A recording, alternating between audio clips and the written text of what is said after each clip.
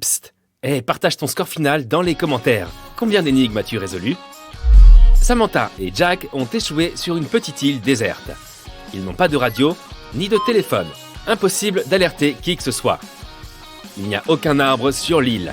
Ils ne peuvent donc pas faire de signaux de fumée. Ils sont entourés de sable et de pierres. Soudain, Samantha remarque qu'un avion survole l'île à leur recherche. Mais malheureusement, il vole bien trop haut et le pilote ne peut pas voir nos deux amis. Samantha a alors une excellente idée. À peine quelques minutes plus tard, l'avion atterrit sur l'île pour les récupérer. Quelle était l'idée de Samantha?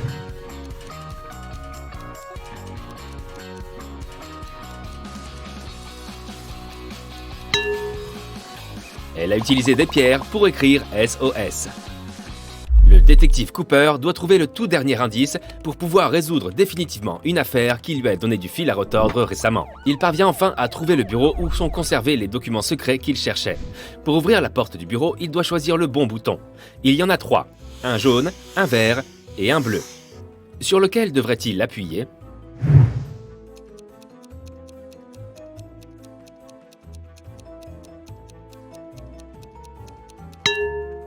Le détective doit appuyer sur le bouton bleu. Il est assez usé, il doit avoir été utilisé très souvent. De plus, il y a un petit mot de mise en garde. Le bouton vert sert pour les urgences et le bouton jaune verrouille toutes les portes et éteint les lumières. Waouh, j'adorerais avoir ça chez moi. Amanda est convaincue que son petit ami lui cache quelque chose. Pour essayer de comprendre quel est ce secret, elle doit accéder à son ordinateur. Elle n'a aucune idée du mot de passe, mais heureusement, son amoureux a laissé un post-it sur son bureau. Elle doit quand même déchiffrer ce code. Amande, menton, dague. Mais qu'est-ce que ça veut dire?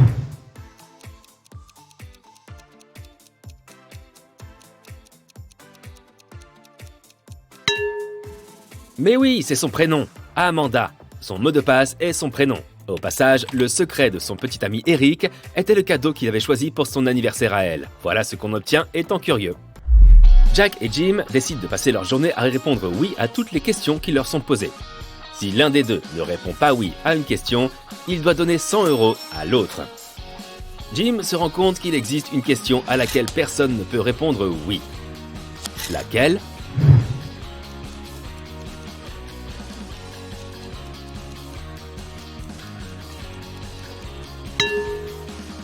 Jim réalise que personne ne peut répondre oui à la question « Tu dors ?»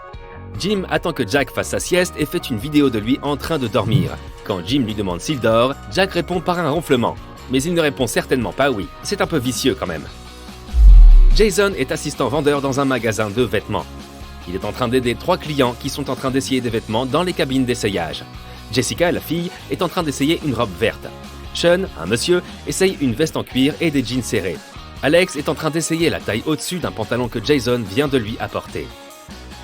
L'un des clients est un extraterrestre. Jason doit le repérer.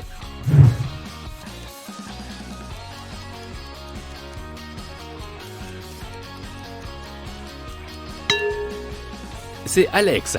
Regarde bien ses pieds. Seul un reptile ou un extraterrestre peut avoir des pieds semblables. Julian doit trouver un document très important qu'il a perdu. Il fouille ses papiers et il trouve enfin quelque chose qui ressemble à celui dont il a effectivement besoin. Cependant, quelques secondes plus tard, il remarque qu'il a 4 copies de ce document qui sont exactement identiques. Ou pas. Quel est le document officiel?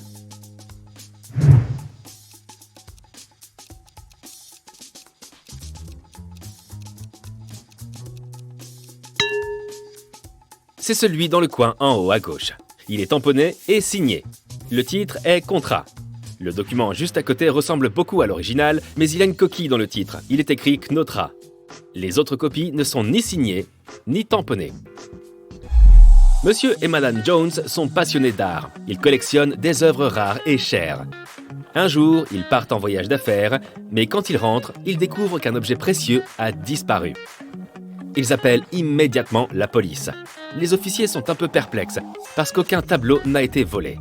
Pourquoi Monsieur et Madame Jones les ont-ils appelés?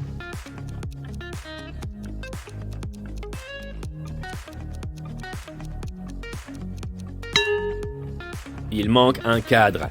D'ailleurs, il vaut bien plus que tous les tableaux puisqu'il est incrusté de pierres précieuses. Marie se promène dans les bois. Soudain, elle arrive devant un château incroyablement beau. Il commence à faire noir et elle décide d'y passer la nuit. Malheureusement, ce château est un château de trolls et il n'apprécie pas vraiment les intrus. Marie est capturée et enfermée dans une chambre sombre, surveillée par 2 gardes.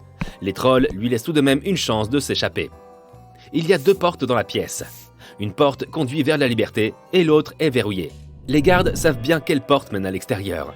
L'un des gardes dit toujours la vérité et l'autre ment toujours. Mais Marie ne sait pas à qui elle doit s'adresser. Elle ne peut poser qu'une question à un seul garde. Quelle question devrait-elle poser ?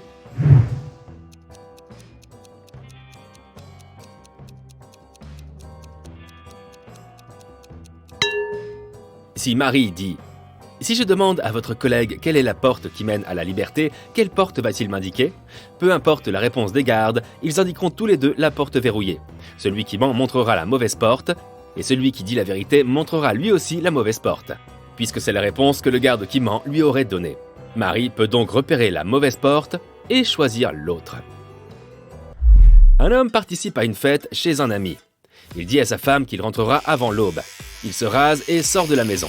Il revient comme promis, avant l'aube, mais il a maintenant une grosse barbe bien épaisse. Comment est-ce possible ?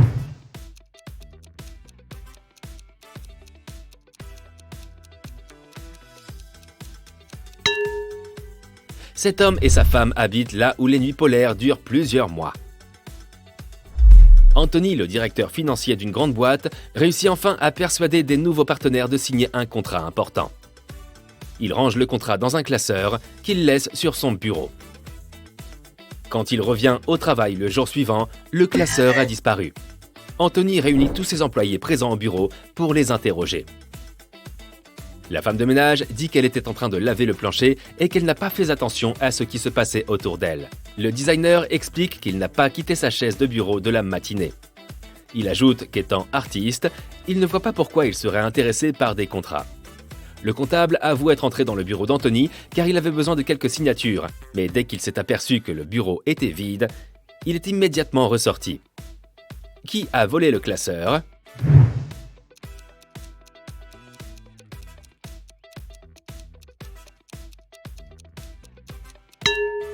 C'est le designer. Anthony n'a jamais précisé qu'il s'agissait du classeur contenant les contrats. Comment savait-il qu'il s'agissait bien de ce classeur-là ? Eric ne porte que des chaussettes noires ou blanches. Un matin, il est en retard et doit se préparer précipitamment pour se rendre à un rendez-vous. Mais soudain, coupure d'électricité. Il a 10 chaussettes blanches et 10 chaussettes noires dans son tiroir, mais elles sont toutes mélangées. Il fait vraiment tout noir dans la chambre et Eric ne voit rien. Combien de chaussettes doit-il sortir de son tiroir pour être certain d'en avoir 2 pareilles ?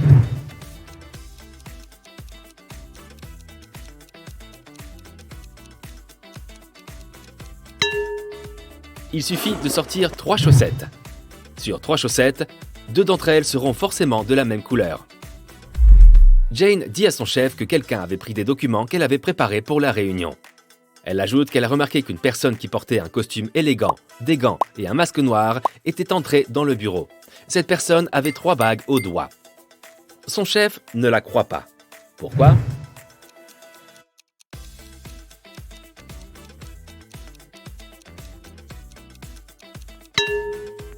Elle dit que la personne portait des gants.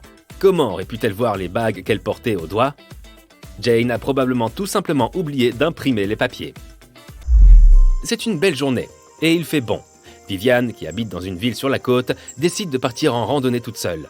Après des heures de trekking, elle se retrouve près d'une forêt qu'elle ne connaît pas. Il y a 3 chemins en face d'elle. Sur le premier chemin, il y a des empreintes de pattes d'ours qui s'éloignent. Sur le deuxième chemin, on voit des traces de pas d'homme. Le troisième chemin passe juste à côté de la rivière. Quel chemin Viviane doit-elle choisir pour rentrer chez elle ?